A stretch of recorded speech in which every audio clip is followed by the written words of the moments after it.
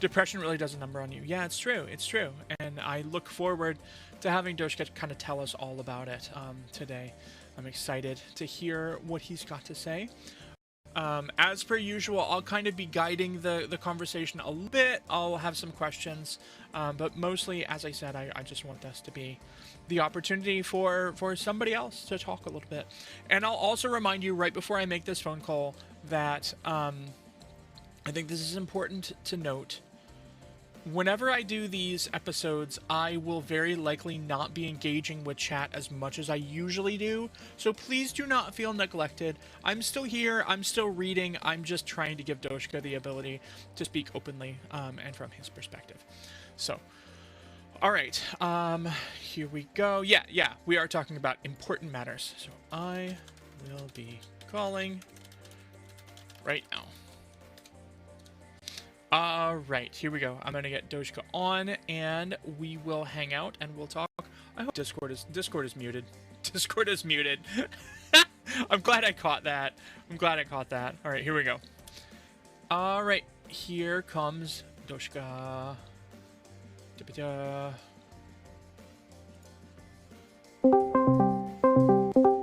Hello!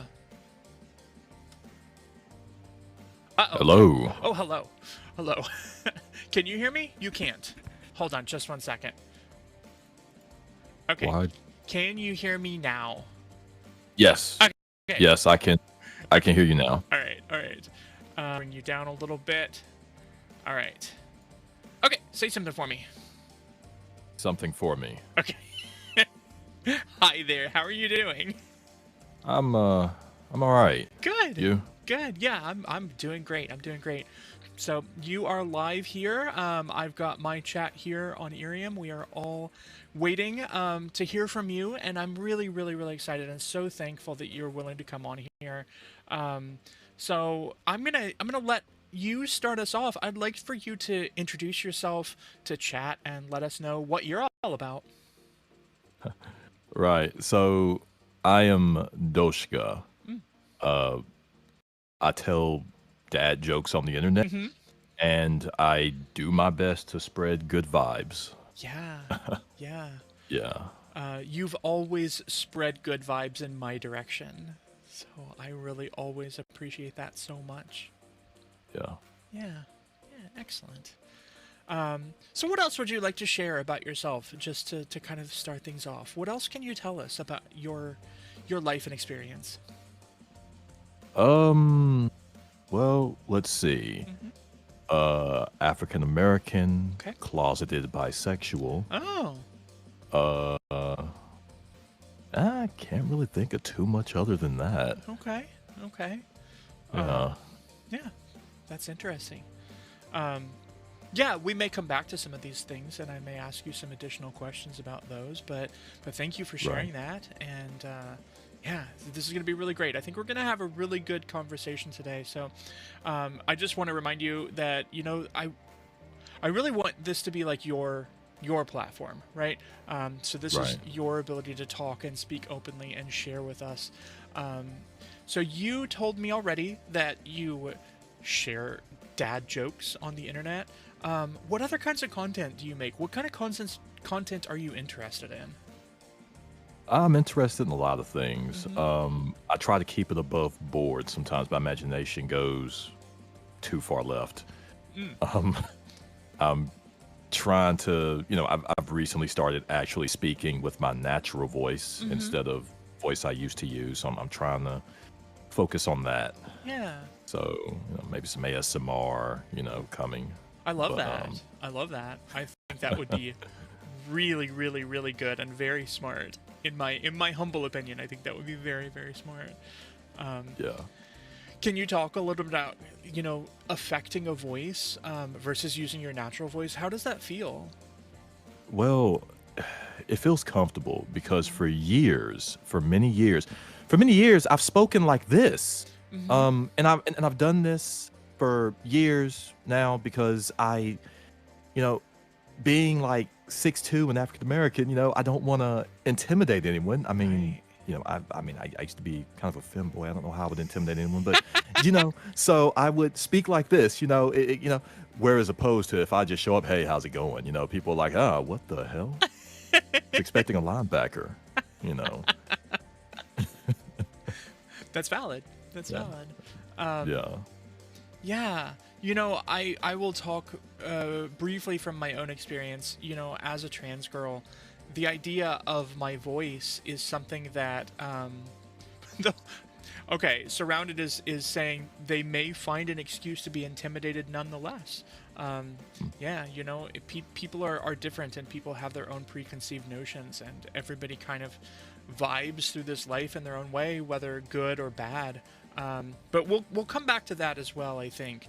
But Right. but speaking from my perspective, right, as a trans girl, gosh, it's hard for me. And when I started streaming, I was like, do I affect my voice in some way? Do I try to talk like some blah, blah, blah, blah, blah, like way up here all the time?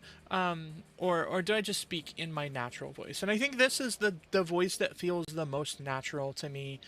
Sometimes I do get a lot of flack for it. I get people coming into my stream sometimes and saying, oh, your voice isn't girly enough. You don't sound like an anime girl, blah, blah, blah, blah, blah. Mhm. But I really appreciate that when we can, as VTubers, just kind of be as natural as we can. I think it's healthier. I think it's healthier on our vocal cords. Those, Yes. those are the words of cowards. Yeah, Surrounded makes a good point. But I can appreciate and really, really, it means a lot to hear that you are feeling more natural using your own voice. It just makes me feel good. It makes me feel good for you, and it makes me feel good for myself, honestly. Yeah, thanks. I never really liked my voice, but since I've accidentally started speaking like this, IRL and in my comment section, it catches people off guard. They seem to like it. Yeah. So I'm as well as my friends. So I'm just kind of I decided I'm gonna stick with it. Yeah, I know. I certainly like it. But in the end, like, it's you do you, and I'll support you no matter what. I'm always thinking about how we feel the most comfortable, how we feel the most able to present who we are inside and out. Yeah. Yeah. Divine says you have that smooth, cool voice. Thank you. Thank you. You could be like a late night radio DJ, in my humble opinion. I've actually gotten that a few times. I know one person while I was working, he started calling me, he randomly called me FM, Oh, which was kind of funny to me. that is really cute. I like that a lot. I like that a lot. Yeah. So, cool. What else do you want to share with us about content that you'd like in the future, maybe? Well, I'm still having a hard time trying to wrap around what it is I want to do. I mean, like, I first started this, and well, I mean, the way I started all this is a bit of a sad story. Yeah. Like, so it actually goes into the topic of the day, which is Okay. the depression and anxiety. The reason why I started making content Mm-hmm. was man, like 2 years ago. Mm-hmm. Like, I already had self-esteem issues, but I had a pretty messed up breakup, Oh. and I was the one that had ended because my ex, she was a bit of a coward. Mm. I found out the truth because the person I was told not to worry about, she got frustrated, send me the private chats, and I was being talked about negatively. Oh. That's so Um, hurtful. yeah, and I was in a very dark place, Mm-hmm. and I met a streamer friend by accident playing the game, and her and my best friend, they both kept telling me you should make content, and I was like, you know what? I think I will.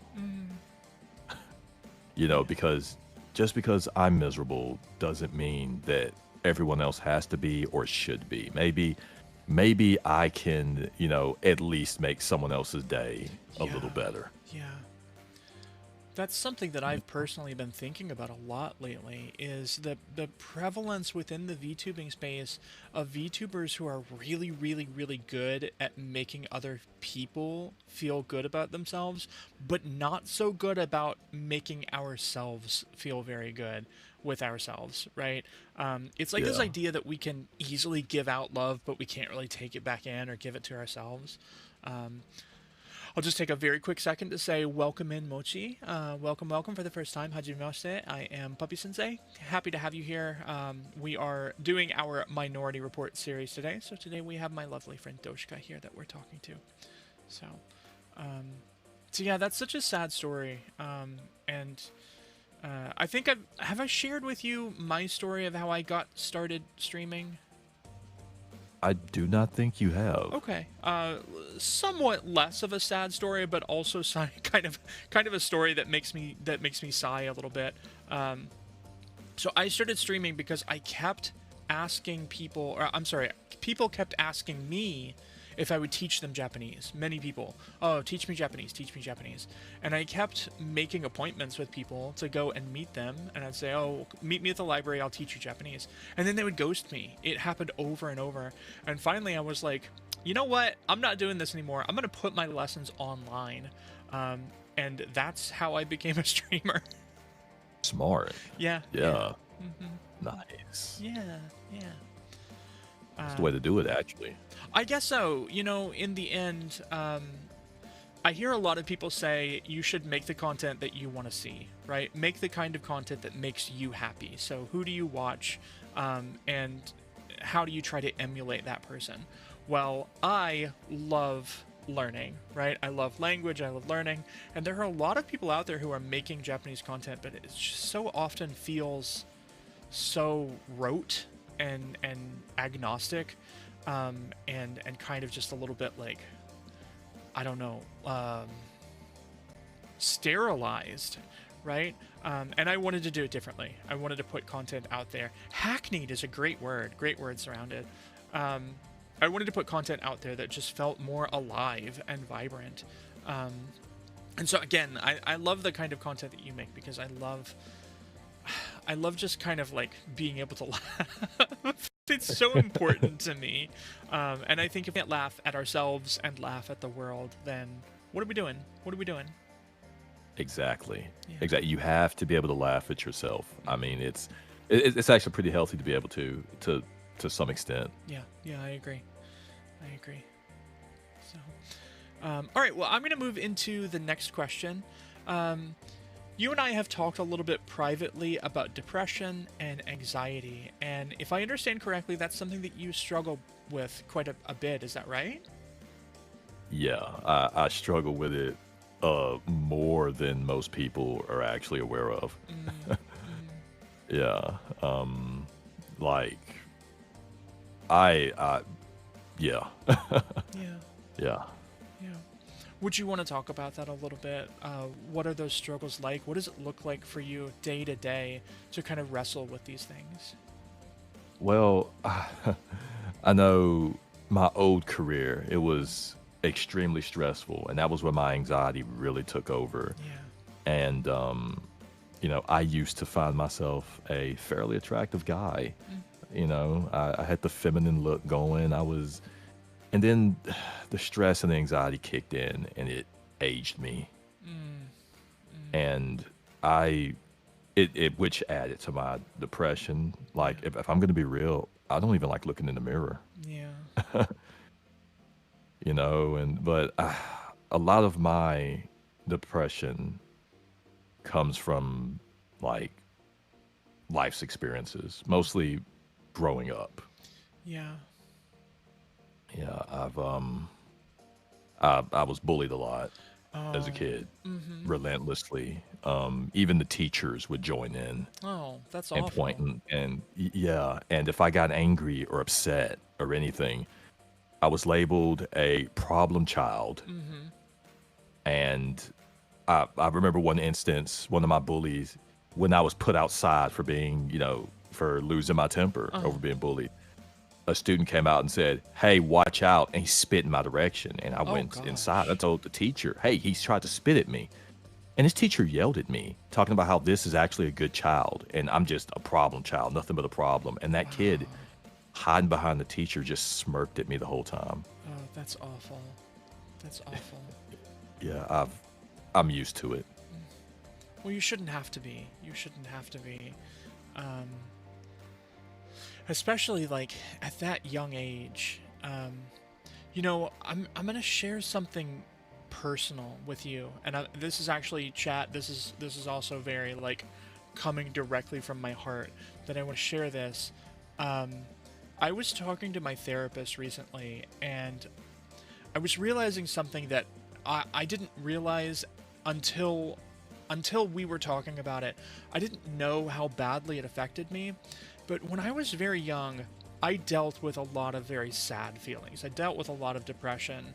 Um, and I remember my in elementary school, they gave out an award for the student who smiled the most often.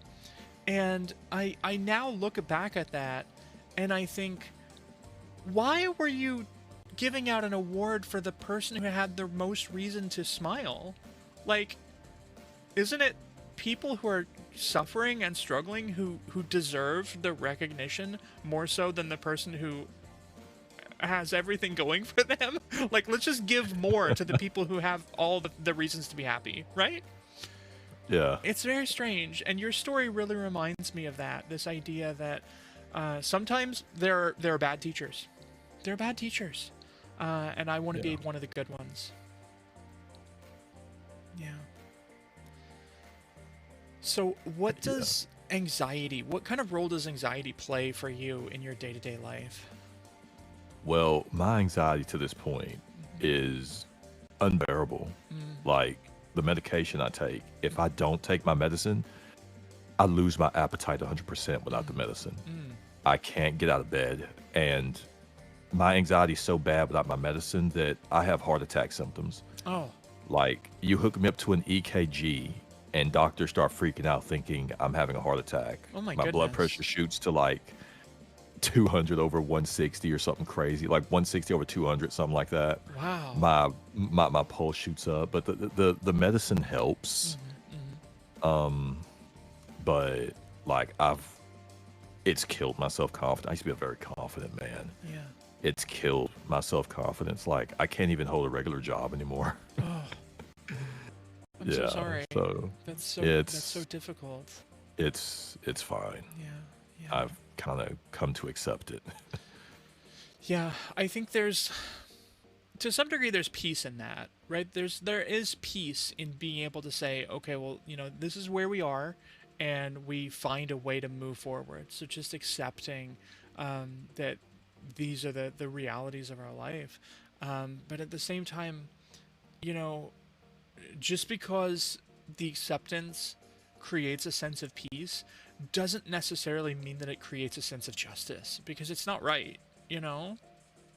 Yeah, Yeah. I it really crushed me when Hmm. it got this bad because I used to work in the IT field. Okay. I'm used to being the smartest guy in the room, Hmm. but like I said, that career ruined me. It 2 trips to the ER, one to the psych ward in the six Wow. years that I did that work, and Wow. it's like I don't feel as smart as I used to be. Sometimes my mind takes a minute to catch up, Hmm. and sometimes I'll even have bad takes. I won't even realize like why is what I'm saying bad, and then when it's pointed out to me, I'm like, I should have known that. Mm. I feel dumbed down by it, Yeah. and I try not to think about it. Yeah. Yeah. Yeah. I know with my anxiety, something happened recently because I was diagnosed with acute anxiety a while back, but generally speaking, I manage it through various tactics. But something happened to me recently because I was very, very anxious, and my anxiety was really, really high, higher than it normally is, and I realized I couldn't read. I had a document open and I couldn't read it. My eyes just wouldn't God. focus in. Wow. Yeah, yeah. And I mean, of course, reading is what I do for a career. It's what I do in a lot of my streams. So, that was really, really, really shocking to me. I get it. Mhm. I understand. Yeah. Yeah. I just hate other people have to go through it. Right? Yeah. And again, that's kind of what I was saying before. I think as VTubers, we're inclined to be very empathetic with people. And it's so easy for us to say, oh, I see what you're going through, and I just want to kind of like grab you and hug you and say, hey, it's going to be okay. That's literally how I feel right now. That I would love to just be able to tell you it's going to be all right. But then when it comes to my anxiety, I'm like, well, nothing's ever going to cure that. It's never going to go away. Um, if Yeah. if only we could be kinder to ourselves. I think it's not going to solve everything, but we deserve it. We deserve better treatment from ourselves. Others deserve better treatment. Yes, I agree with that. Yeah, I hear what you're saying. I completely hear what you're saying. I'm following you there. Yeah. I'm extremely hard on myself. I Yeah. can admit that. Yeah. It doesn't help things. But, yeah. Do you feel like there's a sense of an interplay between depression, anxiety, and perfectionism? There might be. Now, I know my perfectionism, it comes from my childhood again, because I've always, whenever I do bad in school, I know my dad, he'd get on to me about my grades. My dad was very hard on me about my grades because teachers have always just said, oh, he's a dumb kid. And my dad would get mad. He's like, you're not dumb. And I didn't realize I wasn't until I got older. Yeah. And he would always say, don't try, do. Don't try, do. And that got into my head, which is why I ended up overworking myself to the point of extreme burnout and the severe anxiety, Yeah. which also runs in the family. Yeah. So it's a combination of genetics, and I did it to myself. Um, Yeah. You mentioned a couple times in your sort of education, in your schooling days, this idea that people were treating you like you weren't very intelligent. Do you feel like that in any way reflects on your literal size, like your literal height? I'm not. I'm not sure. I'm not I sure I understand the question. Sure. I'm thinking literally right now about Penn and Teller, right? And I don't know Right. if you know who Penn and Teller are, but they're magicians. And one of them is very tall, and the other one is quite short. And I remember hearing them talk one time about some other magician that fooled them, and Penn, who is the taller of the two, was like, "You fooled the big dumb guy," right? And I think that's such a trope. The idea that like, oh, you're tall. If you're tall, you can't possibly be smart, which I don't understand. Yeah. No, no. I don't believe it was that. I was never good at standardized testing. Like, Mm-hmm. if you, even when I was in college for computers, Mm-hmm. if you said, "Hey, here's a test, a written test on this stuff," Mm-hmm. we're going to talk about databases, we're going to talk about whatever Windows operating system, Mm-hmm. I would like get a C. But if you said, "Hey, we're going to do an actual test here, take this computer apart, put it back together, Mm-hmm. you've got 30 minutes," I'd do it in 10 Wow. and then walk out. Like, Wow. yeah. Okay. So for you, the difficulty came from doing pen to paper tests, but you were really good at practical? Yes. And Okay. also because I was never good at math. Like, Mm. and I used to tell people, like my dad would get on to me heavy when I was a kid. And I'd say, well, I don't understand this. Why is the answer this? Why does this work this way? Mm-hmm. And he would just say, don't worry about why. Just understand that it works this way. Mm. And because, and I'm the type person, I'm the type of learner, I have to understand why this works this way. Because if I don't understand the why, I'm going to make mistakes Yeah. constantly. And yeah, so I used to get chastised a lot. From chat, we have a little comment here that Surrounded is making a great point. The trope about like big people equal dumb people comes from height being equated to physical power, and then that plays into brawn lacking brains. I think that's very, very interesting. That is actually. Mm-hmm. Yeah, yeah, because I've actually heard that before. Yeah, yeah, yeah. I think that's very very fascinating. And I don't know. I wonder what kind of interplay that's had in people's lives. Um, I think it's Mm. pretty cool to think about, and I'm sure there's been research done on it. I could probably spend some time looking it up. The link between, um, I'm willing to bet, that there is an ideal height at which people think you're the most intelligent. um, it's weird to think about that, but I bet that's true. Yeah. Oh yeah. Interesting. So, all right, I'm gonna shift to our next question here. If you would you talk really briefly about the kinds of impact that depression and anxiety have had on your personal relationships and maybe some difficulties? So I understand that when I get depressed, Mm-hmm. I just become a 100% miserable person. Mm-hmm. And I'm aware of that. Yeah. And so when I'm feeling at my worst, I will do one of multiple things. Mm-hmm. I know after the whole thing with my ex girlfriend, I ended up just blowing up Mm-hmm. everything. I walked away from all my friend groups because I said, I know everyone in here hates me because I'm not the happy go lucky fun guy anymore. Yeah. I'm the miserable guy. And I know people don't like misery. So I even go as far, and I'll admit this and I'll never admit this again. Like, I know sometimes some of my current friends here might notice, hey, haven't heard from Doshka in a while. He's busy. No, I'm 9 times out of 10. Sometimes I'm just not busy. I'm just feeling extremely miserable, and I don't want to accidentally spread that. So I'll kind of sit back in the shadows Yeah. and just watch others, you know. Yeah. So it's impacted my, you know, social life a lot. Yeah. I, Yeah. yeah. I can kind of sense that I probably have a similar pattern. Um, that in my life, I have a tendency to feel like when people turn on me, whenever that's happened in my life in the past, if I end up getting called out, or if I do something, maybe even something that's legitimately wrong, like if I make a mistake, then I think my kind of reaction to that is so often, okay, I messed up, and that genuinely means that everyone must dislike me, and therefore I must disappear. Yeah. Yeah. Yeah. Yeah. I I do that a lot. I have one constant Mm-hmm.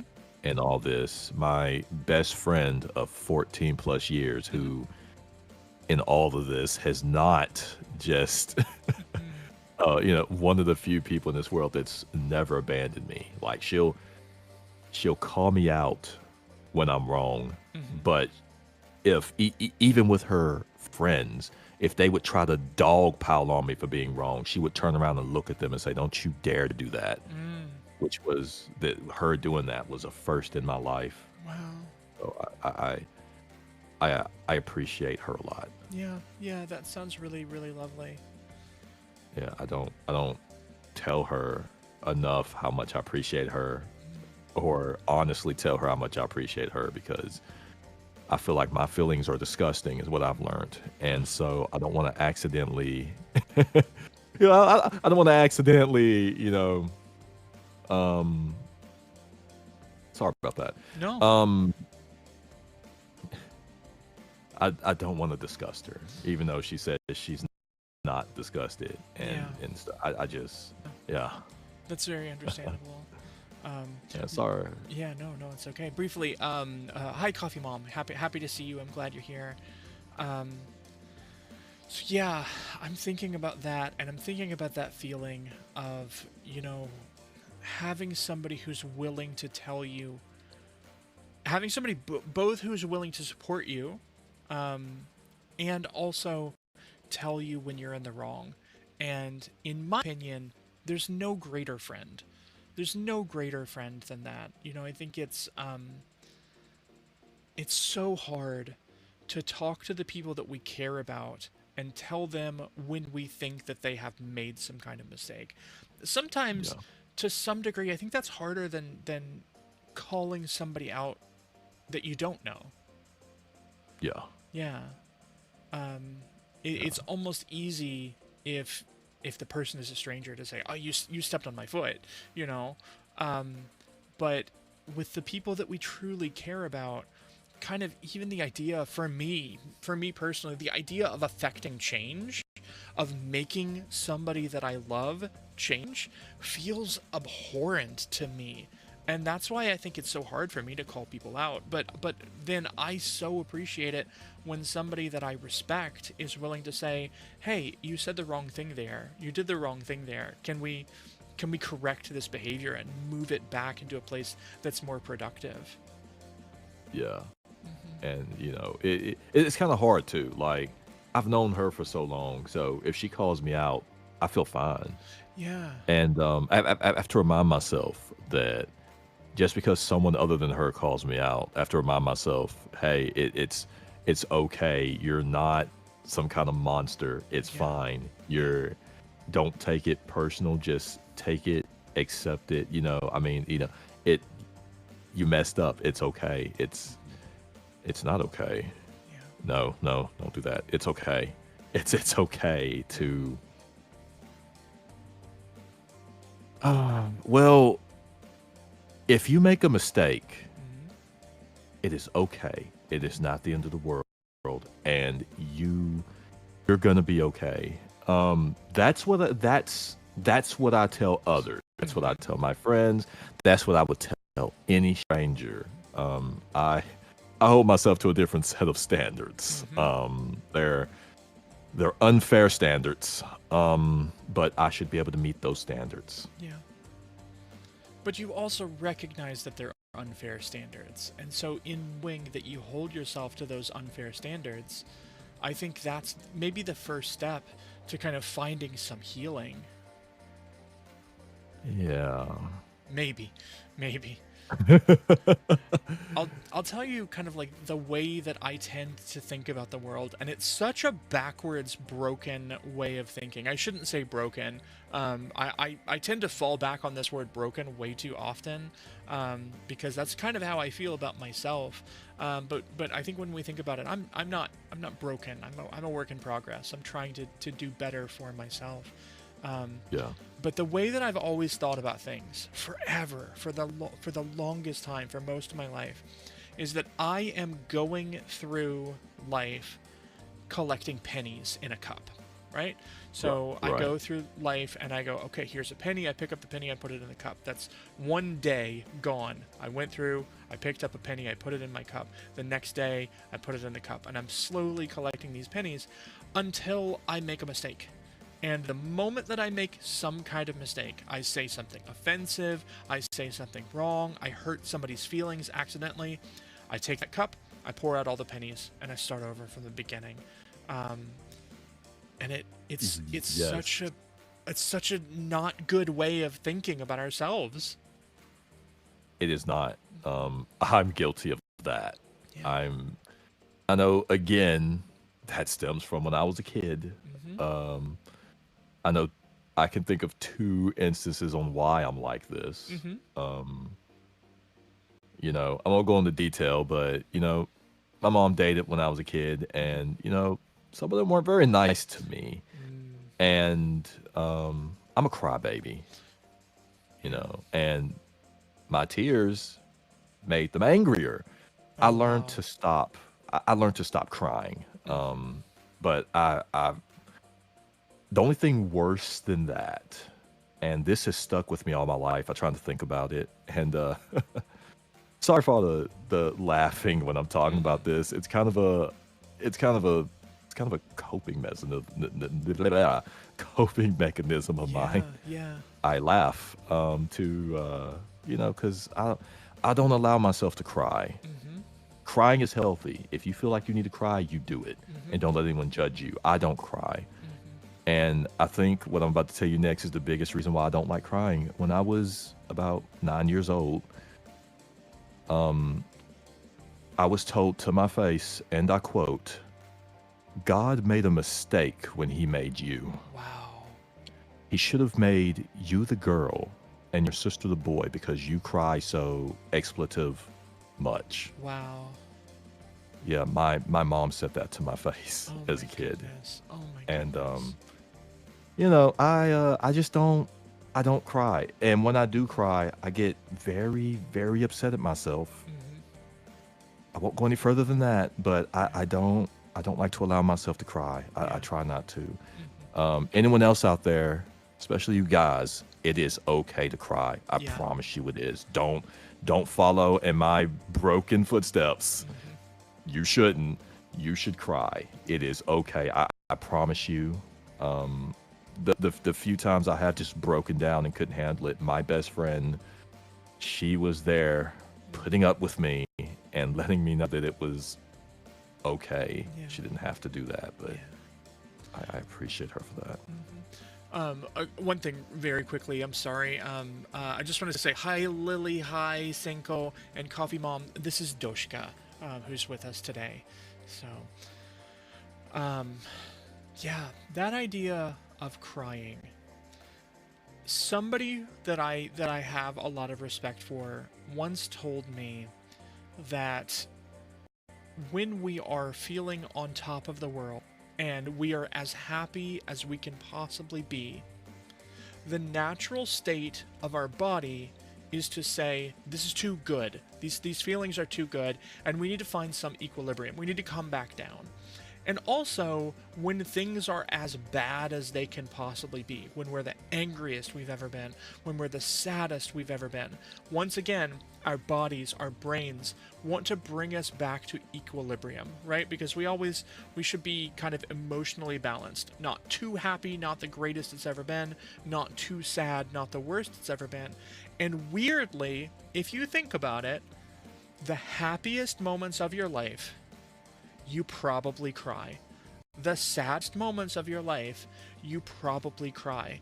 And maybe part of the reason for that is that crying is one of the quickest and easiest ways to bring us into equilibrium. I think it's so sad that so many people are told not to cry, both men and women, when sometimes I think whether you're feeling very, very happy or whether you're feeling very, very sad, sometimes you just need to cry to bring yourself back to equilibrium. Yeah, yeah. Oh God, I happy crying. Mm, Oh my God. yeah. But yeah, it does bring us back into equilibrium. I actually got ghosted for crying once. What? I What? was, yeah, I used to work in IT, Okay. and I've always only ever dated women because I'm closeted. Yeah. And after something happened, I promised myself I'd never come out until, Mm-hmm. whatever. But I was talking to a woman, Mm-hmm. and she seemed to like me. She'd buy me coffee and stuff. And I had a really rough day this day, Yeah. and she left me a note telling me how much she appreciated me and stuff. And Oh. it brought a tear to my eye. And I actually cried in front of her. And I told her, I said, I had a really rough day, man. My boss has been riding me, and this note you left me, it's really touched me, and you've made my day. Thank you. Oh. And she looked at me with disgust. I've never had anyone look at me like that before. Oh my gosh. And she never came by near me again after that. Wow. I was like, oh, okay, lesson learned. Bottle it up. Yeah. That's so hard. That's so hard. It's it's it's not. It's I don't want to lie. It's not as bad. Yeah, okay. It sucks. Yeah. Uh, yeah, it actually does suck. Yeah. But um Mhm. yeah, That's so sad. That's so sad. I'm used Welcome to in it. everybody. I'm so sorry. I don't even know what to think about it. There was a time here on Irium when I had a breakdown. We had just lost our dog. She had passed away, and I did a grief stream here, and I remember just crying and crying and crying, and I remember being kind of picked on for crying, and just feeling like, oh, oh, I didn't Yeah. realize that I wasn't free to feel those feelings. Um, it's so hard when we're balancing our public lives and our private lives, and these things kind of spill out, because I think we all feel very comfortable, just going and doing whatever it is that we need to do to release our emotion, whether that's Yep. punching a pillow or whatever. Well, I know a lot of people who do these things to people. Oh, you're crying. Look at you. A lot of these people are miserable themselves. Yeah, yeah. And they see it as, oh, it's finally my turn to be the puncher instead of the punching bag. Ah. And that's a awful way to think about it. I was that way when I was younger. But as I got older, I realized I was like, it's not the way, man. That's why spread misery. Yeah. Like it can stop with me. Mhm. Mhm. It doesn't have to continue. Yeah. That's a really, really beautiful way of thinking on it. Yeah, that's. I mean, why? I mean, I don't even want my worst enemy to feel the way I feel right now. Like Yeah. it's. I mean, how I. Okay, yeah, yeah. I even feel this way right now. Actually, I always feel this way. I just, I just hide it. I'm pretty Yeah. good at hiding it. Yeah, I can understand that. I can understand that. And I'm torn because part of me wants to say like, oh, you gotta be where you are. You gotta be where you are. Like whatever it is that you're feeling, you have to just be willing to feel that and live that and accept that and just say, that's who I am right now. But at the same time, there's so many impacts and so many factors in our lives, professionalism and streaming and just being social with people that affect our ability to truly sit within our skin and say, nah, you got to accept me for where I am right now. Yeah, Yeah. I. Yeah, but because I'm so hard on myself, Mm-hmm. I'm just like, you know what? We'll drink some of this tea. Mm-hmm. I'm gonna exhale, and I'm gonna pretend like everything's fine. It's again, do not follow in my footsteps. I know what I'm doing is unhealthy, Yeah. but I don't know how to function any other way. Because in honesty, I fear happiness. I fear it. It scares me. I every time I get close to it, I know, like with my ex girlfriend, when I first started going out, like I told myself, okay, I'm gonna tell her how I feel. She's gonna reject me, and I can go on with my life. Mm-hmm. And she didn't reject me, and I told myself, here's what I'm gonna do. This is not smart of me. I'm a very logical man. I normally don't do this. All of my past experiences, poof, gone. Yeah. Just because others cheated and did this and did that, I'm not going to let that interfere with this. You have my entire heart, and I am going to move ahead as if none of that happened. Yeah. And I don't regret that decision. I feel it was the right decision. I don't remember where I was going with this. Because my mind, thanks to the anxiety, my mind is not what it used to be. Yeah. It sucks. Yeah, that's understandable. But I think you made some really, really exceptionally good points about, you know, what it means to kind of fall into these patterns of behavior, and to assume all of these things because we don't feel like we deserve good things. We don't feel like we deserve to have happiness. And I think that's a trauma response. That's a trauma response coming from, I know from my childhood. It sounds like from your childhood as well, that we've been told we're not good enough. We've been told we don't deserve to have really, really wonderful things. And as a result, I think from a certain point of view, we sabotage. I know my feeling is always when I am happiest, when things are going the best, my immediate assumption is, well, clearly this is going to fall apart. Yeah. Yeah. Yeah. I'm being honest, and the only reason why I'm being honest is because it's just like I told my best friend, because I told her, I said, maybe I should talk about, I'm an African American guy. I could talk about my experiences with racism, and then I've thought about it, and I told my best friend, I said, I'm going to talk about that I don't want to talk about, that I hide, simply because there might be someone out there that needs to hear this. Yeah. They need to know they're not alone. Yeah. And, so I'm just gonna be frank. Every bad thing that's happened to me, I personally feel I deserved it. I personally feel it. Like, all the bad things that were done to me as a kid. I was an annoying kid. I get it. I'm an annoying person. Most people don't like me. And that's okay. It's okay that people don't like me because, to be honest, nobody hates me more than I hate me. Yep.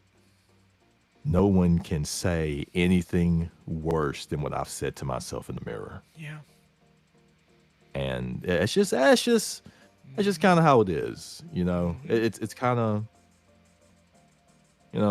it's why it's so easy for me to make fun of myself, because I truly believe these things about me. Yeah. And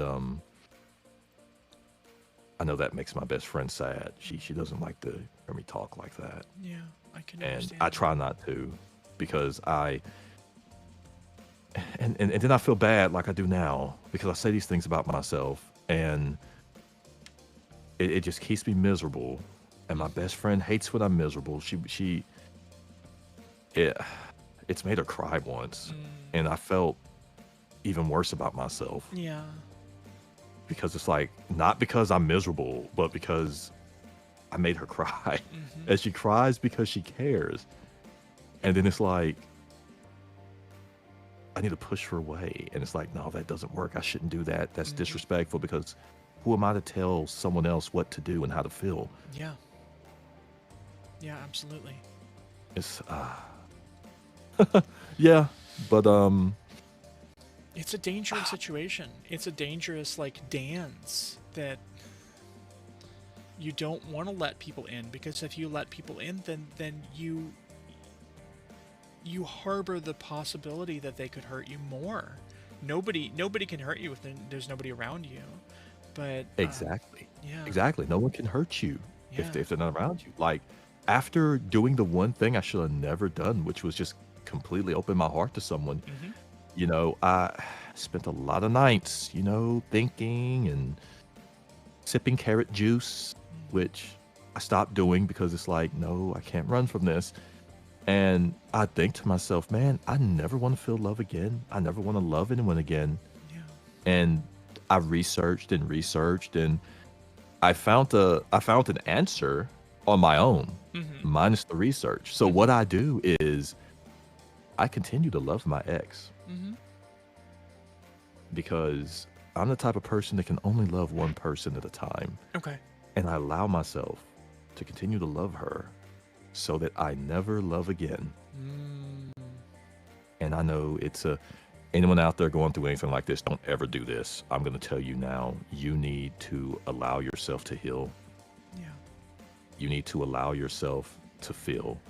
And there's nothing wrong with it. I just hold myself to a different set of standards that are unfair to myself, because I expect better of myself. For example, I expect to be able to deal with what I'm dealing with on my own without anyone's help. And if I can't, I'm a failure. Yeah. Yeah, I can understand that. I can understand that. But, you were... I'll win eventually. You were saying before that, you decided to talk about these topics because you felt like somebody needed to hear it. Somebody might need to hear it. And I can't speak for chat. There may be somebody in chat who also needs to hear it. But I can tell you one person that needed to hear this today, and it's me. It's me.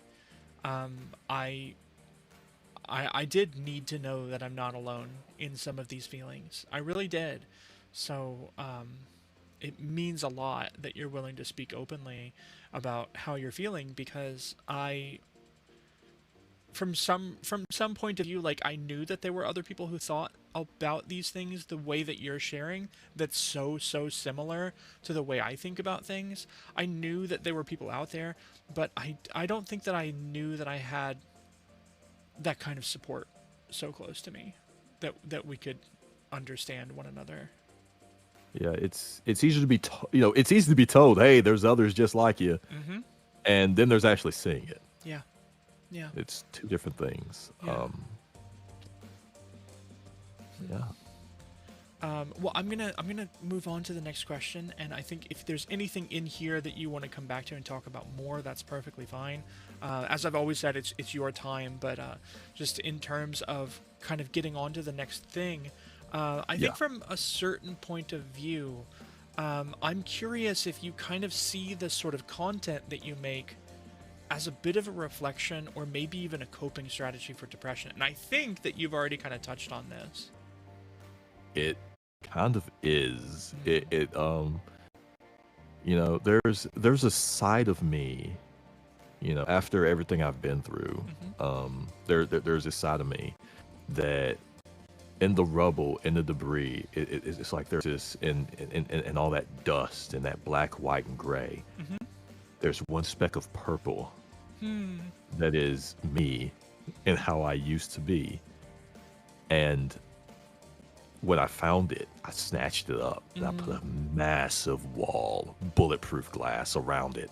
And it's like, I have to protect this Yeah. because if I lose this, I lose who I am. Yeah. And the content I make, it allows me to let a little piece, it allows me to let that piece out. Mm-hmm. But I'm really controlled about it. I'm like, you gotta chill. We can't do that. We can't do that, but we can do this. And I can't let you go too far. I can't let you out too much. I don't want people to reject you because then they're rejecting me. Right. And like I wear a mask Mm-hmm. every day. Mm-hmm. I wear different masks for different people. And it's okay. And it feels fine if people don't like me when I'm wearing that mask. My biggest fear is not being liked when I'm being myself like that. Mm-hmm. Ooh, that stings different. And so, I filter myself, but it's a way of actually anonymously allowing me to be me. Yeah.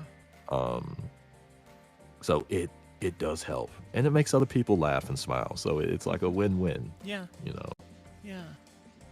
I've seen in a lot of your content that occasionally you'll kind of adopt a little bit of a different sort of affect, maybe even sometimes various times, and that kind of allows you, from my point of view, to kind of look at things from different angles and take on problems from different angles, to be able to say, okay, well, I'm gonna speak to this problem from this part of my brain, or I'm going to speak to that problem with that part of my brain.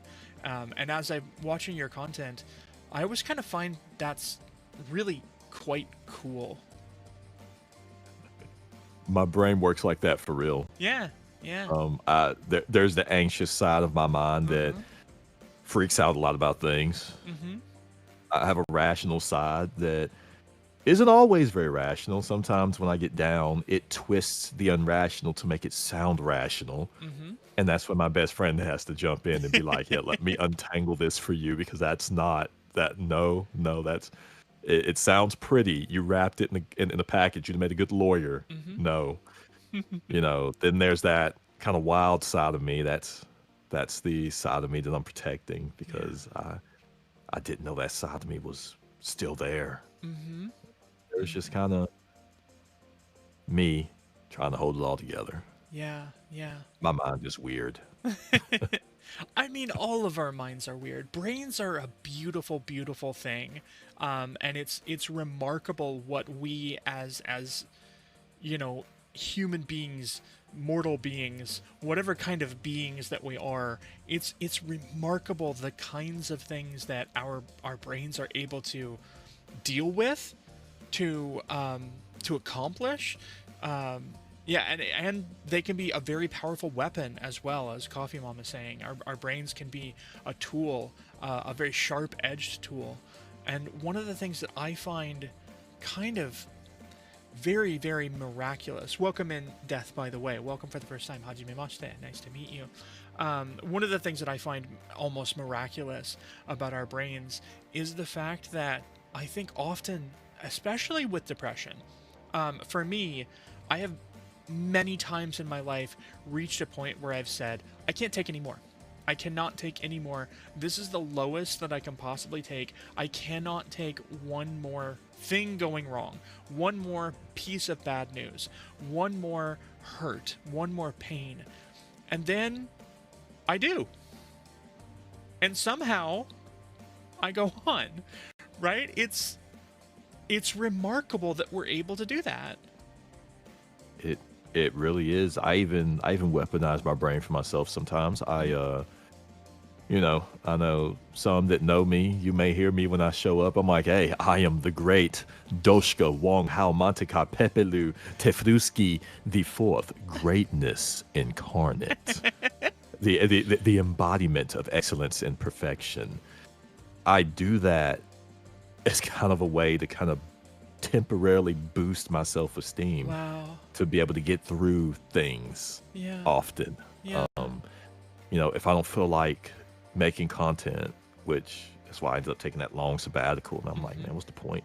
And I'll hype myself up that way, and I'm like, what am I doing sitting in this bed? I'm awesome, and it works for like a while. It's not a perfect fix, but it gets me through things. Yeah. Huh. Yeah. That's interesting because I don't think I have that. I don't think I have that at all. I don't have a way of building up my self-confidence at any level. I think for me, it's just like, I make other people happy and I feel good about that. And when I make other people happy, then I go, ha ha, Puppy-sensei, you did something good.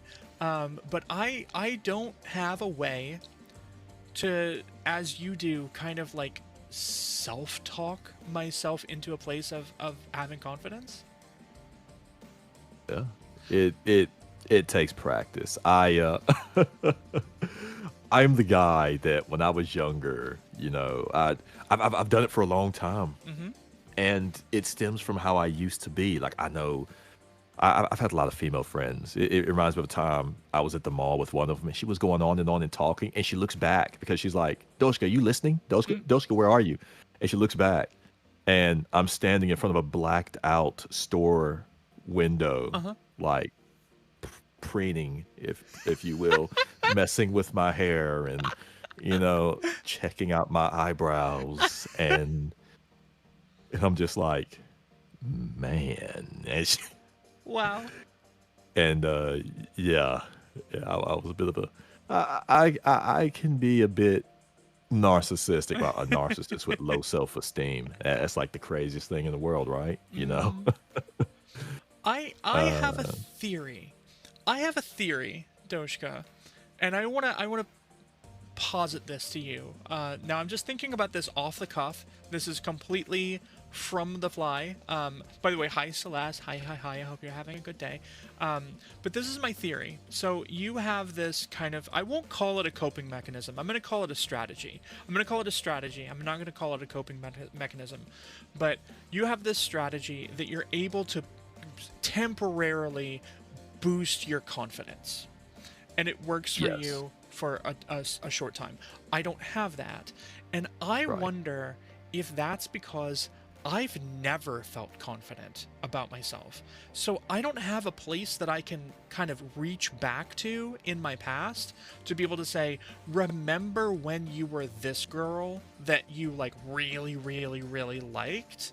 I never knew a time like that. So maybe that's why I'm not able to do that kind of self-talk. It makes sense, It's kind of like an old basketball player trying to show off. You see him, he'll do some nice dribbling moves, but it's Yeah. like you have another 40-year-old that's never played basketball. It's hard for him to try to reach back and try to do something he's never done before. Yeah. It just, that would be some, and it's not easy to do either. It's not easy. Like you got to kind of get in a zone. Yeah. Kind of, it's like self-hypnotism. And it only Interesting. works, and with hypnotism, as you know, it only works if you allow it to work. You have to believe it. Yeah. You have to believe it. So, like I don't like looking in the mirror. So I'll sit in front of my model and I'll just look deep into my own eyes and just hype myself up. And I'm just like, yeah, okay, we're good. We're good for now. Um, We're good for now. That's interesting because the coolest that I've ever felt in my entire life, the coolest feeling I have ever felt, the only time I have ever felt like, oh my gosh, Puppy-sensei, you're heckin' cool, is when my theme music is playing right before I go live. Like when I have the countdown going and I'm about to go live, I'm like, yep, you're a star. Yes, I also use music like that. Huh. Because I was stressing. I've been stressing all week, so I was like, I'm gonna Mm. open up in front of people. Yeah, yeah. I've been stressing all week, and just like before you called, I spent 30 minutes Oh listening no. to Sons of Mars, Huh. that old Roman chanting Mm. in Latin for 30 minutes. Like, okay, I can do this. That's fascinating. That's fascinating. Yes. Well, I mean, I don't know. I'm just so appreciative that you're willing to talk about these things, and I think you're nailing it. So I think the world of you. I want to talk about humor a little bit because I wonder how much you feel like using humor is a way to kind of reflect some of these things back at yourself. Oh, yes. Yes, it is. Like, just like for example, with some of those little skits I used to do, I'm Hmm. just literally just making fun of myself Hmm. because, like, in one of my skits, that Isuzu guy, that is literally a younger version of myself, the self I'm trying to hold on to and protect. I am that crazy. Mm. I will start dancing like a loser. I I will just get wild and say stuff, and people are like, "Did you just what?" Like, and then of course my rational side, I do get over serious about things, and so it's like, hey, that could be made fun of. Hmm. So it's like, yeah, yeah. Plus, since I laugh to cope with a lot of things, I often laugh to keep from crying. Right. So sometimes when I feel like crying, it's like I need a comedian. I need something. Hmm. I need Monty Python and the Quest for the Holy Grail. I need some Mm. dry English humor. Or if it's an emergency, I break the glass, and I'm like, okay, Dave Chappelle, I need something crazy to just, I need an adrenaline shot straight to the veins. We got to go to someone insane now. Yeah. Um, yeah, I use humor a Mm. lot. Mm. Just like the no, I can't. I can't tell that story here. All Oh I'll say no. about that story, all I'll say about that story is, why would you send high schoolers on a field trip to a max security prison? I don't know what school does that, Oh no. but um I can clean the story up. Okay. And I can laugh at this now Hmm. because I can laugh at myself. But Okay. when I was in high school, Hmm. we went to a max security prison Hmm. because I took business law. Okay. And I know there was a girl there. She was scared. And I snuck up behind her and I was just like, don't stand too close to the glass, Clarice. Ah. Scared her. Her Ah. friend laughed. I laughed. And for context, I used to look like a girl. I used Mm. to get mistaken for a girl all the time, Hmm. you know? And the lady's talking. I'm standing in the back, still pleased with myself for scaring that one girl. Yeah. And all I hear behind me is, "Psst, hey, you." I'm like, huh, that's odd. I'm standing in the back. The only thing behind me are cells. Mm. And I hear you with the dreads. And I turn around. And he says, because I'm looking over my shoulder, Yeah. my hair, I'm just wearing it down. It's covering half my face. And he gets this smile on his face when he sees my face. Hey, you're kind of cute. What's your name? No, no. I spun around. I noped out of that. I spun around, looked straight ahead. And that was a mistake. Mm. He got angry, Oh no. yelled loud enough for everyone to hear. You're lucky you're not in here with me because you're pretty and all kind of stuff. And Oh no. yeah. And, I got made fun of for it. We got to Yeah. school, and Everyone in school found out. They're Oh laughing. no. Oh no. Another girl sat down. She was with the group that went to the women's prison, and she was like, "Yeah, the same thing happened to me." So we Oh sat down and was sad together. But yeah. I can look back on that, and it was hilarious to me now. At the time, I was scared, Yeah. Yeah. frightened, terrified, even. That's understandable. And that idea of Yeah. commiserating together is so important, I think. It Yeah. was, but yeah, I use him like, hey, see that self-deprecating humor mine, Hmm. you know, um, yeah, I use humor for a lot of things. Yeah. It helps cope. Yeah, that's so understandable, and it's so similar to how I move through the world as well. You know, the feelings that I have all the time of like I'm not good enough, people don't like me, or I'm gonna offend somebody. I'm so hyper critical of what I say and so careful all the time, and it creates this situation where I'm constantly heightened. I'm constantly having this feeling of anxiety of always being like, oh no, what if I open my mouth and say the wrong thing? Yes, I actually have content that I've recorded Hmm. and never released because I said, what if that offends someone? Yeah, I can't use that. yeah. And it angers my best friend. She's like, no, this is funny. I'm like, no, I can't. You need to be like this all the time. Hmm. No, I can't. Like that's how that weird video of me dancing in VR chat ended up out there. I had been drinking some carrot juice, and I said I'm gonna just be myself for a minute. Hmm. And my best friend, I woke up the next day and I told my best friend about it. She saw it and she goes, you do this. This is how you need to be Hmm. constantly. Upload it. It's like, yes, ma'am. I found a way. Yes, ma'am. Um, because what she says goes. Um, I just say yes, ma'am, to whatever she says, almost. And yeah, That's really sweet. That's really sweet. You know, it's through our friendships, through those connections, that we are able to grow and change and build better versions of ourselves. I think that's so, so, so important. yeah, she's the reason why I'm here talking to y'all right now. She's the only reason. Like I don't know what I'd have done without her all these years. Like Yeah. it's she's I I often feel like I don't deserve her as a friend. I tell her all the time, I'm sorry you had to put up with me. And she's like, I don't put up with anything. Yeah. I even she the new model I started using, she paid for that. Wow. She said, because I was telling her, I said, I'm gonna start working extra. I want a new model. I want it designed the way I meant to have it designed. Mm-hmm. And she's just like, yeah, I'm paying for that. Oh. And I laughed. And then she goes, I'm paying for that. Uh, There was no for an answer. And yeah. she said something to me that almost made me cry. I didn't allow myself to cry because I don't do that. Mm-hmm. Mm-hmm. But I said, why? Like, these things are expensive. You don't need to do that. Like, dude, you could, why don't you get a down payment on that one car you were talking about getting? Why don't you just do that? And she says to me, I'm doing this because I just want you to be happy. Oh. And it, man,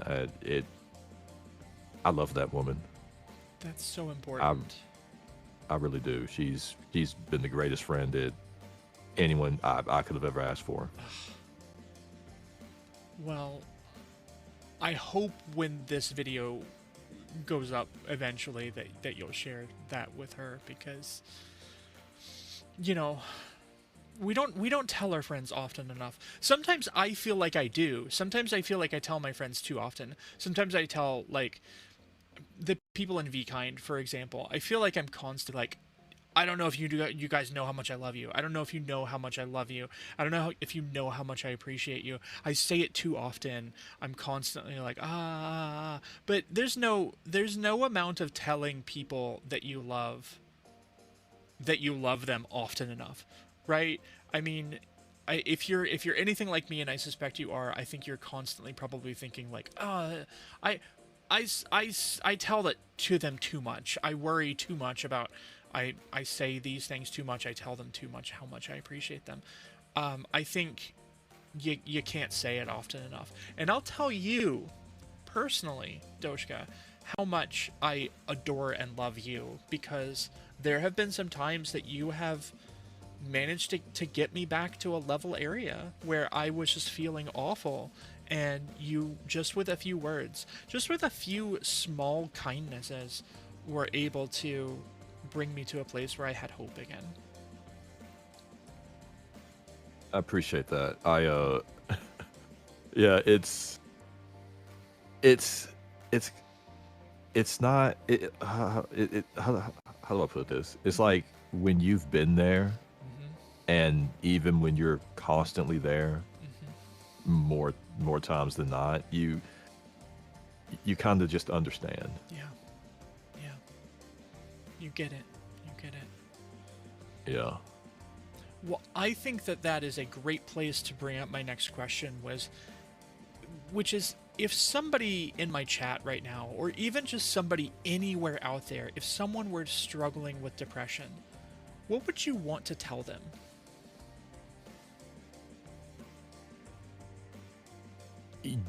Do not bottle it up. First and foremost, your feelings are valid. Hmm. That's the big thing. Whatever you're feeling, whatever you're going through, it is valid. I cannot stand when people go around telling people, "Oh, well, someone over here, they have it worse than you. They'd like to be in your shoes." It's like, is that supposed to make me feel better? Hmm. I feel worse because now you just make me feel like a whiny little you know Hmm. what. And no, no, no. You're valid in how you feel. Yeah. Find somebody you trust and talk to them. Hmm. Like, if you have a close friend, go to them and talk to them. If they reject you, they weren't a real friend to begin with. Mm. Um, you know, it. There's nothing wrong with people say this as an insult. The whole, well, you need therapy. Talking to a therapist, there's nothing wrong with that. I Yeah. had to learn that. I've been to therapy multiple times. It's hard to find a good therapist. Hmm. I've been therapist hopping. I've been through that song and dance. Yeah. Um, but yeah, find someone you can trust, whether it is a religious leader, a parent, a friend, anybody. Yeah. Because if you hold it in, I promise you, if you hold it in, you'll end up in an even darker place, Yeah. and you don't want to be there. Hmm. I'll say this to you, and I'll also say this to chat. I recognize that parasocialism is a thing, and I have to be very, very careful about how I phrase this. But I do want to say to everyone in chat, and then also to you, Doshka, like, if you need somebody to vent to, you may always vent to me at any time. I may not be there to pick up all the pieces. I may not even be there to be able to listen in the moment. I don't know that I'm always going to be able to pick up the call whenever anybody calls me. But if you need somebody just to listen, I will always read your messages 100% of the time. And I can't do much. I can't do much. I can't change the world, but I can certainly be somebody who is willing to listen and offer you that at least. For a lot of people, that's actually everything that they've wanted. Hmm. Just someone to listen. Yeah. And that, just being there for someone to listen to them is actually way bigger than you think it is. That's what I've learned. We're all doing our best, and I think it's really, really important that we try for ourselves and we try for other people. Like me personally, I know that I just get a lot of personal value out of helping other people. That's Right. how I know that I'm doing something right. Yeah. I've That's kind of what I do now. Hmm. I live to try to help other people and for my best friend. Yeah. That, you know, Yeah. I I promised her when I was at my lowest that I would try, Hmm. try to be happy, try to, do this streaming thing. I'm gonna do that, because even back then with the ex, I told her, I said, well, I lost her. I have no reason to try because I hate Yeah. me. Why would I do anything for me? I don't like me. I remember my best friend, she was like, well, then do it for me. And at the time I was Oh, like, I can't do that. But I was like, you know what? I'll do it for her. yeah, So, yeah. you That's know, beautiful. When you and talk about your friend, I can feel the love emanating off of you. yeah, yeah, yeah. Yeah, because I'll tell you, I've had some not so great friends. Yeah. I'll tell you that. And those days weren't fun. Yeah. Yeah, I feel the Yeah. same way. Yeah, it's kind of, yeah, you know, that's another good thing. Stay away from toxic people. Please do. Yeah. It can be rough. I had a friend once blackmail me. Oh my goodness. Yeah, I realized how toxic she was, tried to get away from her. And she said to me, she said, you quit talking to me and I will tell your parents about your sexuality. Oh And I my was like, oh, goodness. well, I'm stuck. You know, I Oh, was stuck for some years after that. I eventually just said, screw you. And what was it, last year, got away from her. But that was like after 10 plus years, you know, wow. of just misery, you know, but, you know, That's honestly heartrending. Just like I don't know. It's so hard and I don't understand.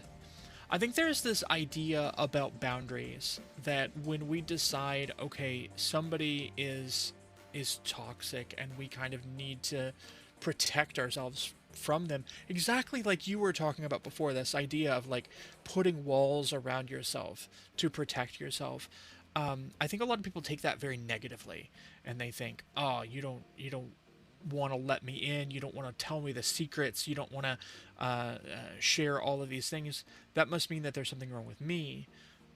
I think. and Go ahead. I was just going to, sorry to interrupt you. No, no, please. There isn't anything wrong. Anybody that knows me in that chat right now, I know sometimes I just randomly get distant out of nowhere. It's just literally out of fear. One, out of fear, and two, because I feel like I need to protect others from myself. Yeah. If I feel like I'm getting too close to people, it's like, no, no, not again, not again. I can't have this happen again, and I'll just vanish Yeah. for a little while. I'm like, let that cool off a little bit. I can't get too close to you. That's perfectly understandable. And Understandable. and so it's not you, it's me. It's no, you didn't say anything wrong, you didn't do anything wrong. I'm just afraid of, like I said earlier, I fear happiness. Yeah. Yeah. And I think, even now in this moment, like my immediate instinct as your friend is to be like, oh, you don't ever have to feel like that. You don't have to ever have to feel like that. You don't have to cut yourself off from me. You can talk to me anytime.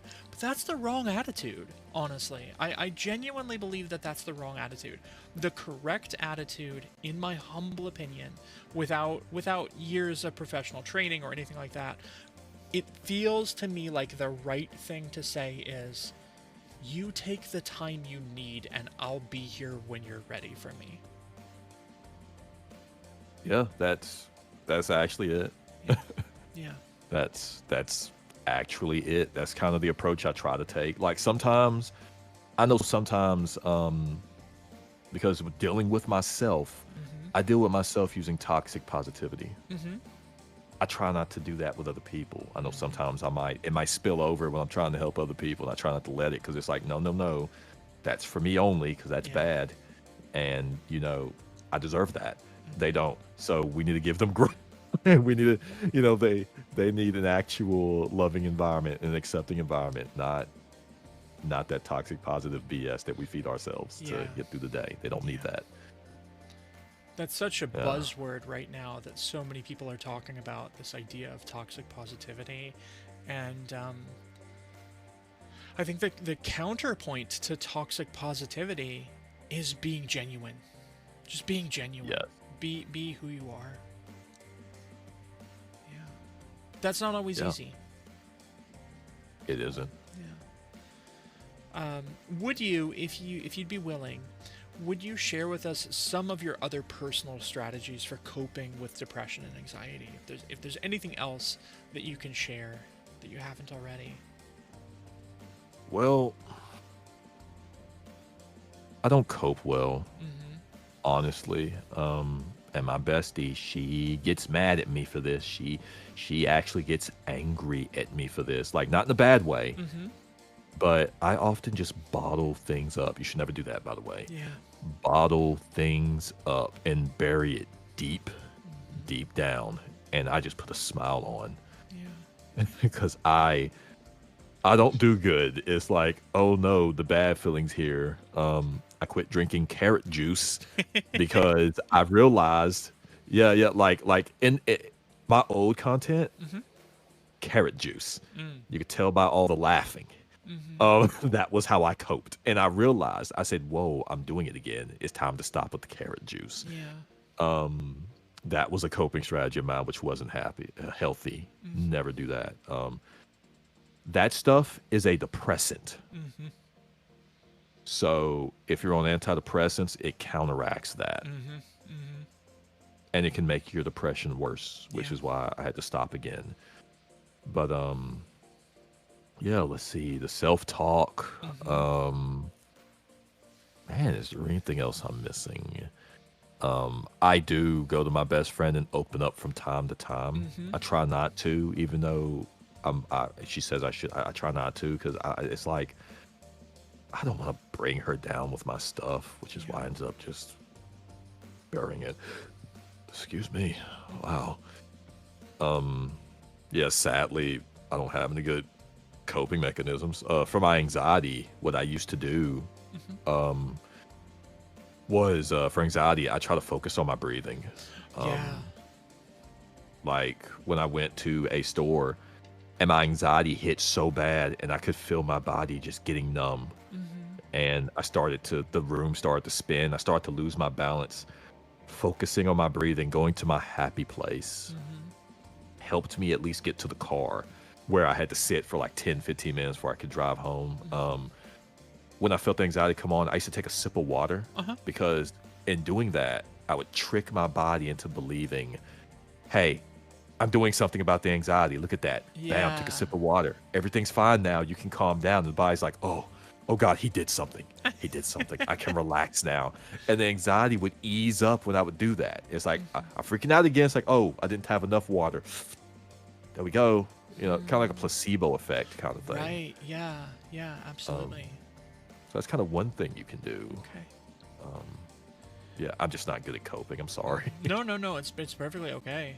I think Yeah. it's very interesting that you brought up shopping anxiety because I have shopping anxiety, and Oh, yeah. actually, Manager Sama also has shopping anxiety. So I think that's. I don't know if that's just like common. Maybe that's common. I never really thought about it before. Yeah, I just have issues in crowds. Mm-hmm. Mm-hmm. Crowds. I have a hard time looking people in the eye these days. Yeah.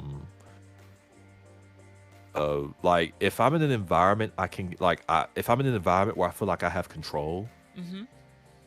I'm good. Yeah.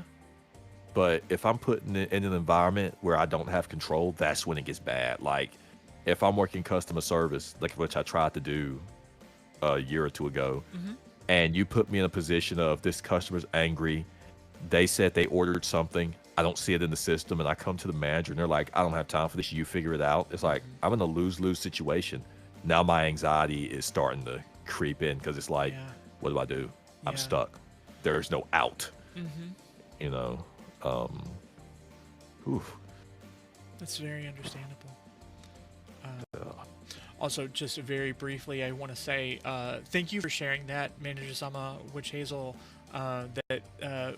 manages that anxiety with noise canceling earbuds. I'll also say I'm sorry that I put you on blast. I hope it's okay that I told everyone that you also have this anxiety that I share. So. that you just reminded me. Mhm. Yeah, sometimes I'll put on earbuds Mhm. and have music going while I do it. Mhm. I actually do that. Yeah. I don't know what it is about the music, Mhm. but having something for me to focus on. Yeah. You know, it's a distraction. Yeah, that's actually a really good one that I forgot about. Thank you for bringing that up. Yeah, it keeps you from thinking about all of the things that we're thinking about, in my opinion. Yes, Yeah, yes. yeah. Yeah, and that anxiety, my anxiety manifests in many ways. Like I know this I don't have a coping measure for, but Mm-hmm. a lot of times with my anxiety, I'll just be sitting here. I could be sitting here having a good time, Mm-hmm. and all of a sudden a memory from my past will appear, Ah. and it won't go away, and Mm-hmm. it'll just replay on repeat Yeah. over, Yeah. over. It's Hmm. it's draining, Yeah, I can understand that. but Welcome in, Lamia. Welcome, welcome for the first time. Hajime Mashite. I'm Puppy-sensei. Happy to have you here. We are talking about depression and anxiety with my dear, dear good friend Doshka. So, let's see. Um, so I want to ask you next. This is from me, from me personally. Is there anything that I can do, maybe on a regular basis, just to provide you with more support? Anything that you need that I could be able to do? for me, Mm-hmm. sadly, no, because Okay. I know this about myself. Mm-hmm. A lot of this is self-inflicted. Yeah. And it's self-inflicted because, like I said, nobody in this world hates me more than I hate me. Yeah. And I often will, not just mentally, but I will often punish myself for failing in things that I feel I should have passed in. Just like, for example, this anxiety, which is hereditary. I Yeah. can't beat it. And it's like, I know it's like, that's not fair. You can't do that to yourself. It's like, I can because I should be able to. I used to be the smartest man in the room. Mm-hmm. I used to be a guy that can't and impossible were two things that were not in my vocabulary. Mm-hmm. When I worked in IT, if you said something couldn't be done, I made it possible. Mm-hmm. A guy who one of his coworkers nicknamed him God because he said when our managers who have been doing this since you were in diapers said that that's impossible, you make it happen. Wow. When our managers who have been doing this since you were in diapers said that that can't be done because they failed at doing it, you did it and got them yelled at by the director of our department. Because not only did you do something that they spent a month not being able to do and said was impossible, you did it by the end of the day. Wow. You and so when you go from that to your anxiety basically crippling your IQ, Mm-hmm. it's a huge blow to the ego. I mean, Sure. I'm a better person now Yeah. because of it. However, I do not like who I am anymore Mm-hmm. Mm. simply because I've lost that. Yeah. And it's pretty darn devastating, honestly, because it's uh, Yeah. it's I think I think I can understand that from a physical level for me, because I think I've shared with you before that I had to have a surgery where they had to yeah. remove part of my leg. And I used to hike all the time. I used to hike. I've climbed part of Mount Fuji. I've climbed Yellow Mountain in China. I've hiked in a lot of places all over America, even up in Canada. Some really really wonderful wonderful hikes, and I love it. I love it. I love being out in nature. I love just kind of like, there's nothing for me that I love more than the feeling of getting lost on foot. If I find myself in a situation where I go, I don't know where I am and I don't know how to get back to any place that I know at all, to me, that is the pinnacle of happiness. And that probably sounds really weird to a lot of people because I think a lot of people have anxiety about feeling like you're lost. But I absolutely love that feeling. And because they removed part of my leg, I can't get around very easily anymore. I've recently started using a cane so I can walk a little bit better. Um, but I can't hike anymore, and it hurts. It hurts to not be able to do that. Um, I'm going to read a comment from Shiva here. I know that feeling. I lost my career of 26 years in 2019 due to medical issues and absolutely hated myself for a couple years. Yeah, yeah, it's really, Yep. really tough. It's why I had to walk away from the IT field. And IT was the only thing I was ever good at, self-taught. All college did was teach me vocabulary. Mm-hmm, mm-hmm, You know, taught myself SQL code, mm-hmm. taught myself EDI, taught myself everything on the job, trial Yeah. by fire, and gone, just poof, up in smoke. You know, had to sell my house, had to get rid of my motorcycle and my big old pickup truck, Uh, and now I stay with my dad. yeah. Wow. It's a huge blow to my pride, and I used to be a very prideful individual. Yeah. Hmm. It's difficult to adjust to those things. It really, really is. I know it. I know it firsthand. Yeah, but you know, I will eventually get over it. Mm-hmm. It takes more than a couple years. That was, man, that was 7 years ago. That was a long time ago. Wow. And Wow. I'm still not over it. Like I still just kind of think back. I'm like, man, I should have just increased the meds, but I know I made the right decision because I hadn't talked to my best friend in ages, Yeah. and she called me. I did a video call, and she saw my face, and she Mm-hmm. said, "Oh my God." And like, she wasn't trying to be insulting, but she was like, Right. "You used to be hot. What happened? Oh. This job is killing you. You Yeah. need to leave." And a year later, I actually listened to her. Yeah. Um, I'm, I'm, I'm, I'm better off, but I'm Mm-hmm. not. Mm-hmm. If that makes sense, health wise, yeah, I'm better off. Yeah. But Hmm. yeah. Maybe I need to leave my job. No, no, oh, hold on, don't jump the gun, don't jump the gun. I'm in a very stressful career. By the way, thank you, Kawasaki Maddie. Please take care of yourself. Um, I'm in a very, very, very stressful career. I really, really am. It's a very anxiety-inducing career. Um, you know, document translation is one thing. That's something that I can do, and I can almost approach it from the perspective of like, okay, I can just sit down and work at this at my own pace. But even that, we have deadlines that we have to meet and things like that. But it's interpretation that it's so stressful. It's so stressful.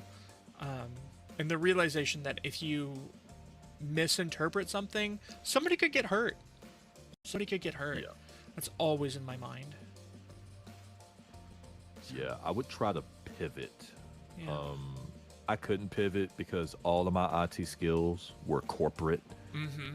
and Mm-hmm. corporate was the problem. The work itself was fine, Yeah.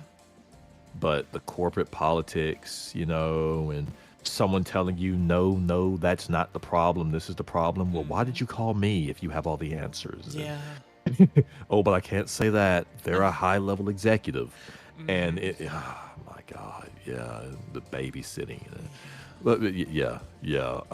But if your skills aren't just related to corporate type stuff, you might be able to Yeah. pivot to something more fulfilling. Possibly. Possibly. We'll see. We'll see what happens. Um, Yes. I want to give you some space if you want. If you would like to take some time to talk about any other struggles that you might face on a regular basis, really in anything that you would like to discuss, it's your time. So I'll open the floor to you. Let's see. You are more than what people say you are. Mm-hmm. I know growing up, I've always been labeled a problem child. I've been through heck, Yeah. honestly, whenever I'd bring up my struggles, people in life, oh, everyone's had a hard life, and I remember showing my dad some stuff, and he's like, "Why'd you do that? Maybe you need to figure that out." You know, Mm, just being brushed off because, well, I'm a man, and a man is supposed to be this, a man is supposed to be that, and right. blah blah blah, toxic masculinity, Yeah. which is, it is okay to be yourself. Mm-hmm. That's the biggest thing. It's okay to be yourself. I quit being myself a long time ago. After I came out to my dad that time, he slammed the door in my face. Oh. I just kind of bottled those feelings up, and me and my dad, we have a good relationship, Mm-hmm. but it's contingent on him often saying, "You'll meet the right woman," and me going, "Ha ha, one day," Mm,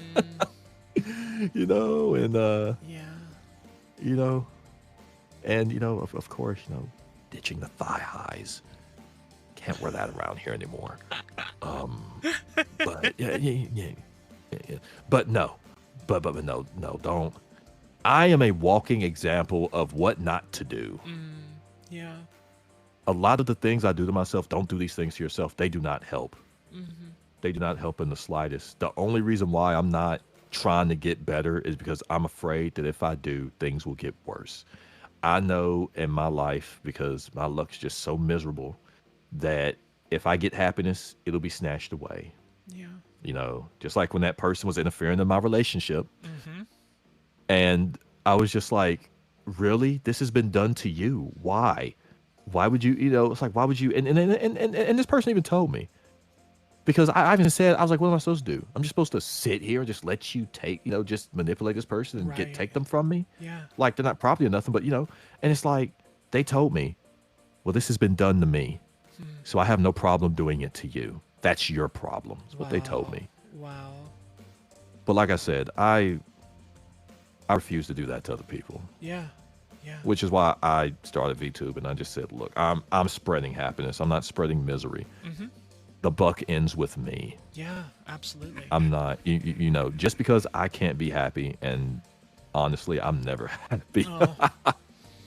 Just because I can't be doesn't mean I can't try to spread some happiness. If I can make one person's day better, Yeah. then me drawing breath is not a waste. That's very much how I feel as well. If I make it through the day and I've made one person smile, if I've brought a smile to one person's face, that's not a day wasted. That is a victory. Yeah. That is a victory. Yeah, and I'm sorry for all the rambling. No. I just, my mind is a very scattered and chaotic place, and I usually bottle up a lot of this stuff, and I don't talk, which makes my best friend mad, because she's like, I'm here for you to talk to. Yeah. I'd rather you talk to me than just bottle it up, and then it explodes. Right. Talk to me. I love you, and I'm like, I'm sorry, and then blah, blah, blah. Yeah. Ugh. Yeah. Yeah, that's perfectly understandable. That's perfectly understandable. But at the same time, even hearing that, I know personally, you don't always believe it. I believe it with her because I've known her for so long. Good. Good. The dragon is a very honest person. It's just that I don't want to be a burden. Yeah. I just don't want to be a burden. That's my problem. Even with all the friend groups I've left and abandoned because I assume just no one likes me. Like I said, she's always just been the one. Like, I've even tried that with her. Yeah. And then she just show up and be like, so what are we playing today? I was like, what are you doing? I'm a depressed mess. Why are you hanging out? Because I'm your friend. So Borderlands? I'm like, wait, no, that's not how this works. She's like, this is how this works. And then yeah. Well, I like you too. I mean, like, it's not a competition or anything, but I like you too, and I hope you know that there's really nothing that that would keep me from wanting to be your friend. And I mean that from the bottom of my heart, right? Um, you can always, always, always reach out to me at any time. I'm always going to be here. And I, like you, worry so much about burdening people. So my tendency is probably not to, poke you and be like, hey, I haven't heard from you in a little bit. And so I think this is going to be a runaround for us as we continue our friendship, that I think neither one of us is going to message the other, because we're going to be like, well, I don't want to be a bird. And not only that, but I'm like, you know what? She's probably busy. Manager Sama's probably busy too. You know what? I'm just gonna, 'cause I do that a lot, and even sometimes I'm like, they're busy. You know what? I'll just do a quick poke just so they know I still draw a breath. Yeah. I'm still here. Hey, Mm-hmm. and Yeah. then yeah, Never hesitate. Never hesitate. no, Poke me and I shall poke you back 100%. no, no, And I'm going to remind myself as well that I can reach out to you anytime. yeah. Well, we are coming close to the end of our time, so I want to ask you, is there anything else that you would like to share with us? Anything else that you want to say or talk about? Um, just show yourself the same grace that you show others, Yeah. and forgiveness, please, Yeah. please. Yeah, forgiveness is hard. It really Yeah, is. I can't tell you how many times I hear people tell me I'm a bad person, I'm a terrible person. I'm like, what'd you do that's so bad? It's awful. What'd you do? And then, it seems like what you did was a huge, massive thing, but in the grand scheme of things, I had a friend once in IT, Mm-hmm. and he used to say this to me, and like I never caught on until now, recent years. Mm-hmm. But he'd be like, "Why are you freaking out? I made this mistake. I did this. I did. Oh my god, oh my god." He's like, "Did anyone die?" I was like, "No." He's like, "It's okay. It's okay." I'm but the server blew up, and but did anyone die from that? No. And now I'm just like, okay, he had a point. Yeah. Uh, I'm turning mountains into molehills, and like that takes time. Mm-hmm. That takes time to get to that point. A lot of Yeah. time, a lot of effort. It's not easy. Years, even. Um, yeah. Do you know that there is something in my life? I'm going to be very vulnerable here. I'm going to be very vulnerable.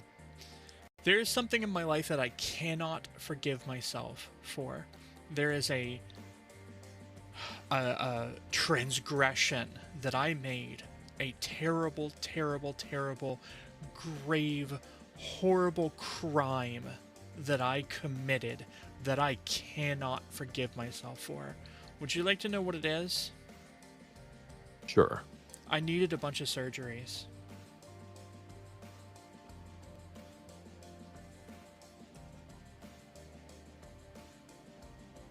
I can't let it go. I needed 8 surgeries in 2 years, and I feel to this day that somehow that's my fault. Why do you feel that's your fault? I don't know. Because it's not what I wanted. It's not the outcome that I wanted. It's not how I wanted things to go. And I feel like I let people down by not walking out of that first surgery and going, well, we're fine now, instead of literally practically bleeding out. Like literally losing four units of blood. Like, well, how's that my fault? How's it my fault that I spent nearly 2 years pretty much constantly bleeding and needing surgeries over and over? I don't know why it's my fault, but I can't forgive myself for it. There are things that are just beyond our control, and I know I have a hard time letting go of things that are beyond my control, just like my anxiety. I'll never forgive myself for that. Yeah. But the only way I'm able to deal with it is I just kind of remind myself that I didn't do anything to cause this. Yeah. This is something that just happened. Yeah. And I cannot blame myself for something that I just literally had zero control over. Mm-hmm. It's not fair to me. It's not fair to myself. It's not fair to I. And you know, I shouldn't beat myself up over it. I still do, just like you do, but in thinking that it kind of helps me be a little less critical of myself. Yeah. But that couldn't be helped. Yeah, it's true. It's true. One day, I'm gonna find a way to get in touch with myself and forgive myself for all of that happening. But that day is not today, and that time is not in this moment. But we will find a way. We're gonna keep pushing forward, and so are you. And I want to thank you so very much for agreeing to talk to me today. This was really, really, really wonderful. I mean that from the bottom of my heart. You really spoke directly to things that I needed to hear, and I'm so thankful for that. It is no problem at all. And since my job is done, the wall goes back up. The castle gates are drawn. Understood. And the smile, the jester's smile, is plastered back on my face. Well, I know that you are going to be so strong, and I want to know if you would be willing paint a tapestry for me. What do things look like in the future of Doshka? What can we look forward to? What can we look forward to in the future of Doshka? I'm still trying to figure that out. Valid. I've been trying different things. Yeah. Many different things. I don't even know how ASMR works, but I'm going to give it a try. Nice. But whatever I do, I've never liked my voice, but apparently it's good or something. Yeah. So whatever I do, it's going to involve the voice. It has to be something, something, because I've been trying to kind of copy everyone around me. Mm-hmm. And it's like, that's not the way. My path is supposed to be serpentine, not, I walk a different road, paving my own way, and I'm going to use the voice as the bulldozer. So I don't know if I got to start a pirate radio station. I don't know if I need to start a podcast of some sort. I wouldn't even know where to start with that. But we'll start with the ASMR. I love it. As well as, still got to do the dad jokes. People like dad jokes. Yeah. Might do my goofy little skits some more. But, well, if there's ever anything that I can do to help, you let me know immediately. If you want me to be on your podcast, I'll happily be on it and support you however I can. Thank you. And of course, I'm probably going to try streaming again in a few months. I'll have a plan in place, and I have a way to deal with the noise in this house now. So good. Yeah. You let me know if you want me to collab with you ever. I'll do it happily. Thank you. I appreciate it. I'll keep that in mind. Of course, 100%. All right. Any final thoughts before I let you go?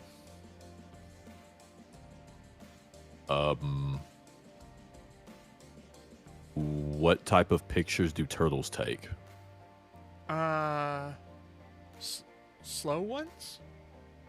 Nope. Shelfies. I love it. That's perfect. that there's my thought. Shelfies. There it is. Perfect. Yeah. Wonderful. Chef's kiss. All right. Well, everybody in chat, thank you for being here. Thank you all so much. This was really wonderful, and I'm happy that you were here to share these thoughts with us, with all of us. Doshka, thank you so, so, so very much. And everyone, you're getting a gold star for the day. In fact, I think just for today, just for today, because I'm feeling very particularly generous, you can all have 2 gold stars. Oh, Amazing. Amazing.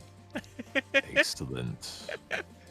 All right. Well, everybody, I will see you soon. I'll be back here tomorrow. And until next time, mata ne!